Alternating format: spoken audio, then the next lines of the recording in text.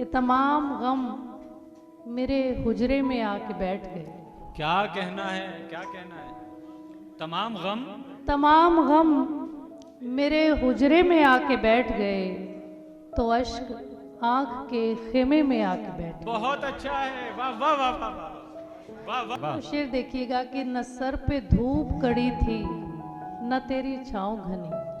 आए हाय, क्या मिसरा है, वाह वाह वाह वाह। न सर पे धूप कड़ी थी, न सर पे धूप कड़ी थी, न तेरी न छाँव तेरी घनी। छाँव घनी, न जाने क्यों तेरे साए में आके बैठ आए गए। हाय हाय हाय हाय हाय हाय हाय, वाह वाह। तो शेर देखिएगा कि कशिश कशिश कुछ ऐसी थी, काफिर अदा के लहजे में। कशिश कुछ ऐसी थी काफिर अदा के लहजे में। कशिश कुछ ऐसी थी, काफिर अदा के लहजे में, खुदा परस्त भी धोखे में आके बैठ आए गए। हाय वाह वाह वाह वाह वाह वाह वाह। आदाब, आप देख रहे हैं एक मुलाकात आपके साथ। आज हमारी मेहमान हैं नीना सहर जी। नीना सहर जी एक बेहतरीन शायरा होने के साथ साथ मिनिस्ट्री ऑफ डिफेंस में सेक्शन ऑफिसर भी हैं। हिंदुस्तान के बेशतर मुशायरों में उनकी शिरकत रहती है।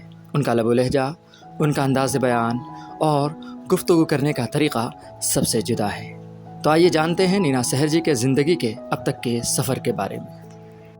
सिलसिला शुरू करें। सबसे पहले हम जानना चाहेंगे, जैसे कि इस वक्त आपकी जो आप जिस जगह रह रही हैं वो गुरुग्राम है, यहाँ से काफी दूर, लेकिन आपकी पैदाइश किस जगह से हुई? आपकी जो है स्कूलिंग कहाँ से हुई? शुरुआती दौर के बारे में थोड़ा सा आप हमें बताएं। जी बिल्कुल। बेशक मेरी वाबस्तगी जो है पंजाब से है, पंजाब सूबे से है। पंजाब में बठिंडा जिले से है।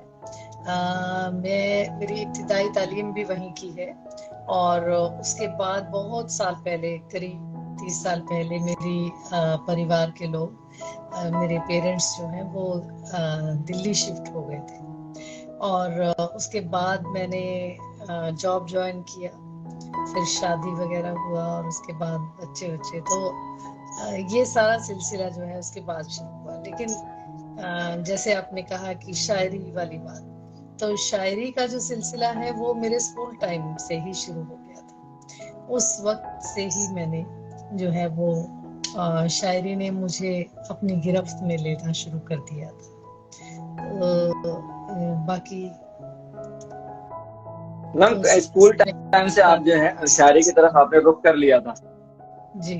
और ऑफिसर बनने का ख्याल कब आपको आया? ये भी मतलब शुरुआती दौर में ही, या फिर मतलब आपको कॉलेज के बाद ये ख्याल आया? जी नहीं, ये भी आप बिल्कुल ठीक कह रहे हैं, क्योंकि मैं जिस परिवार से वाबस्ता हूँ वहाँ पर कोई जॉब में नहीं था। बस मैं एक कारोबारी परिवार से संबंधित हूँ। सब लोग किसी ना किसी कारोबार से जुड़े हुए थे, और मेरी और बहनें और भाई जो हैं सभी लोग कारोबारी परिवार से ही जुड़े हुए हैं। लेकिन मेरा रुझान वो स्कूल टाइम से ही था कि मैं अपनी स्कूलिंग और कॉलेज कंप्लीट करके उसके बाद फिर मैं किसी ना किसी जॉब में जाना चाहती थी। तो ये इत्तेफाक ही कह सकते हैं आप कि मेरा रुझान शुरू से ही ऐसा था। जबकि शायरी से भी रिलेटेड आप देखेंगे, मेरे घर में, परिवार में दूर दूर तक कोई शायरी वाला, सुकून वाला और अदब वाला कोई नहीं था। जो मेरी अच्छा। मुझे मार्गदर्शन करता, जो मेरी इंस्पिरेशन बनता, ऐसा कोई नहीं था। बस ये ईश्वर की दया से ही मुझे ऐसा शौक मिला, जिसकी वजह, और फिर वो शौक जो है वो ही आपकी रहबरी करता है, फिर वही आपको आगे लेके बिल्कुल। जाता है। उसी के पीछे पीछे चलते हुए आप और चीजें सीखते चले जाते हैं, ऐसे लोगों के संपर्क में आते हैं, ऐसे लोगों से और मिलते हैं जो आपको कुछ और सिखा सके, जिनकी चीजें आप पढ़ते हैं, जो जिनको आप अपनी चीजें शेयर कर सकें। तो ये सिलसिला रहा मेरे साथ।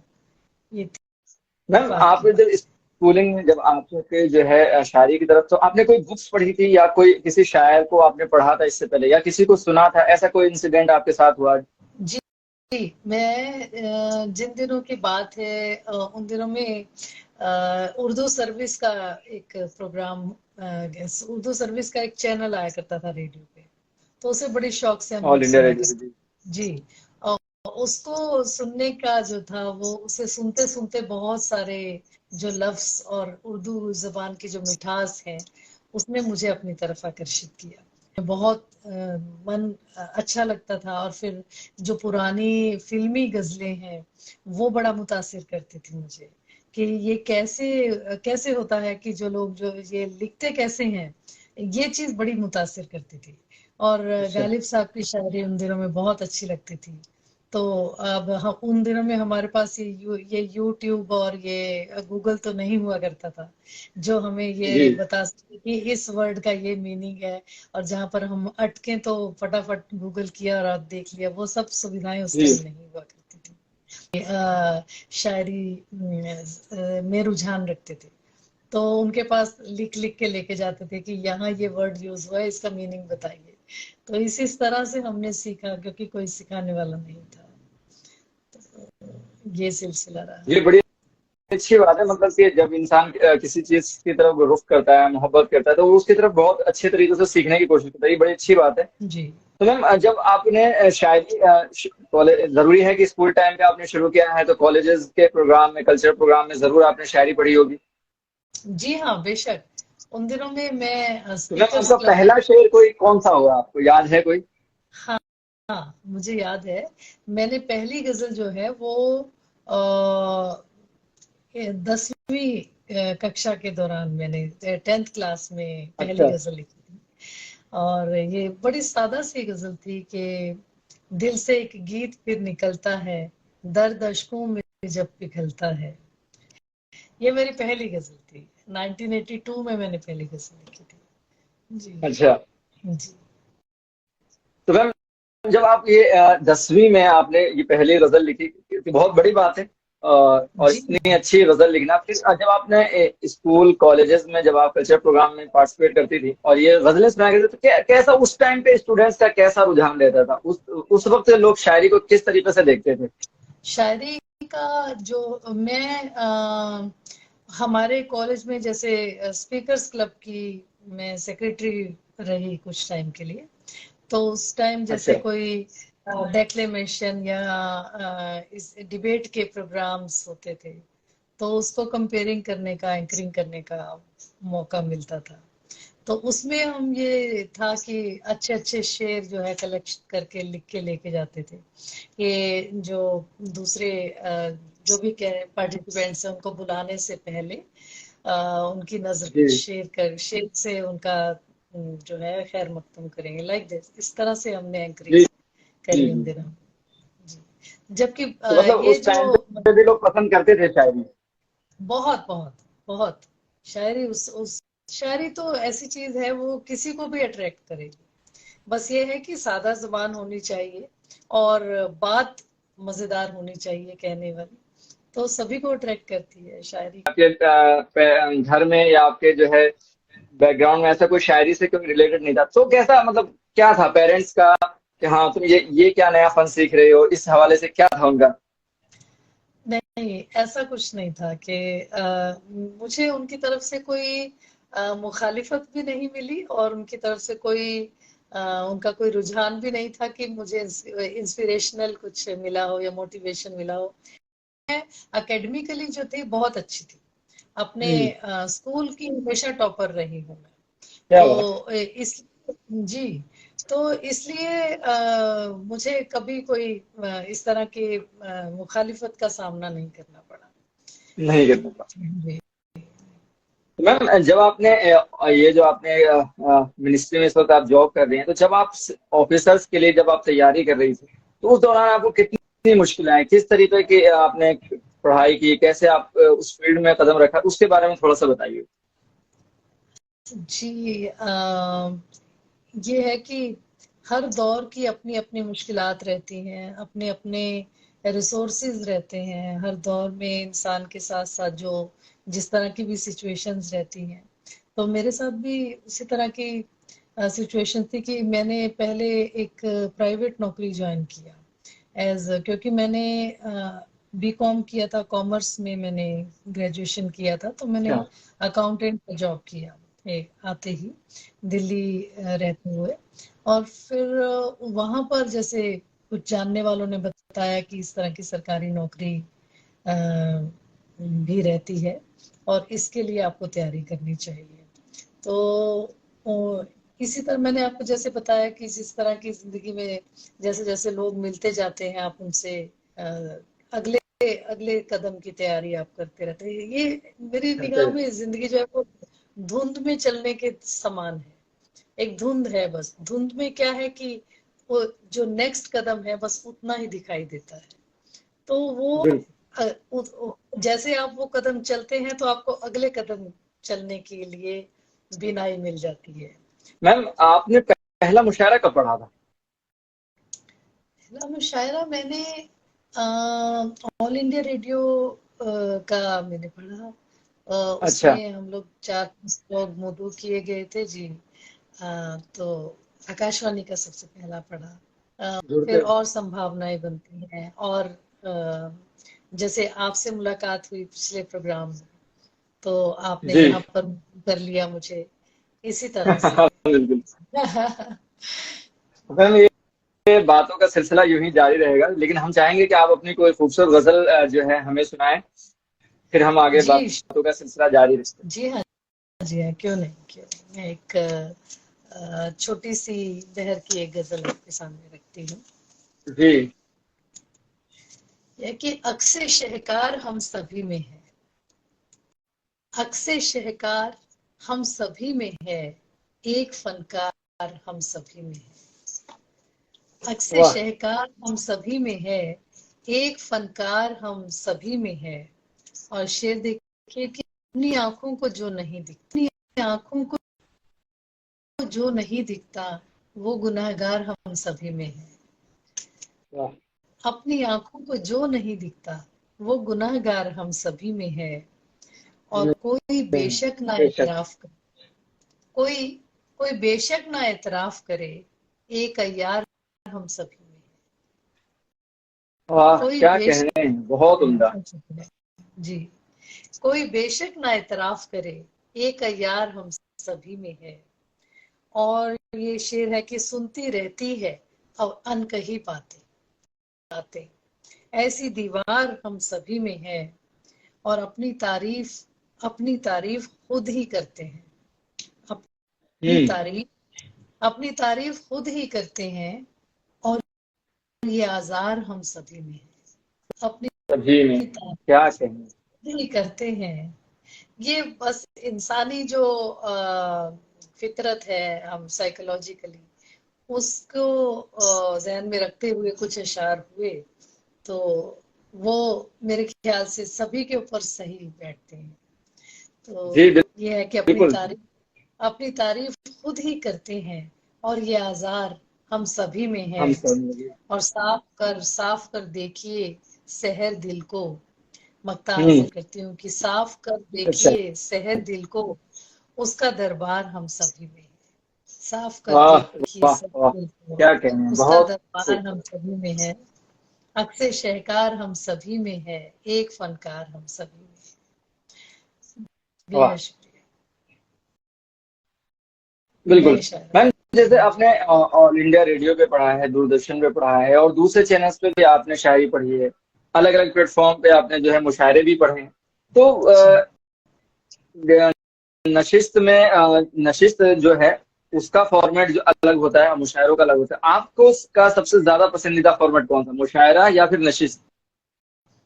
जी, ये तो तय करना मुश्किल है, क्योंकि नशिस्त का अपना मजा है और मुशायरे का अपना मजा है। मुशायरे में है आपके साथ सामने जो है वो जनसाधारण जो है वो भी जुड़े हुए लोग हैं, शायरी जिसमें शायरी समझने वाले हैं भी, और शायरी की बारीकियां समझने वाले भी हैं। और वो वहाँ का माहौल जो है वो एक बहुत इंस्पायरिंग होता है। मंच का माहौल जो है वहाँ पर क्या है कि आपको एक लाइव इंस्पिरेशन मिलती है, लाइव मोटिवेशन मिलती है। जो लोग सुनते हैं जी। आपकी चीजों को और सराहते हैं। नशिस्त में ये लुत्फ रहता है उठाते, कि बिल्कुल। आप कुछ कहीं आपको डाउट है किसी शेर में, तो वो भी आप डिस्कस कर सकते हैं, क्योंकि वहाँ आपके उस्ताद शायर भी अवेलेबल रहते हैं, सीनियर शायर हैं, और उस किसी शेर पर, किसी मिसरे पर चर्चा भी की जा सकती है। नशिस्त में ये सुविधा रहती है। ये तो मैम आपके तो दोनों, जो बच्चे हैं वो भी आपकी शायरी सुनते हैं? जी जी हाँ, सुनते तो हैं ही।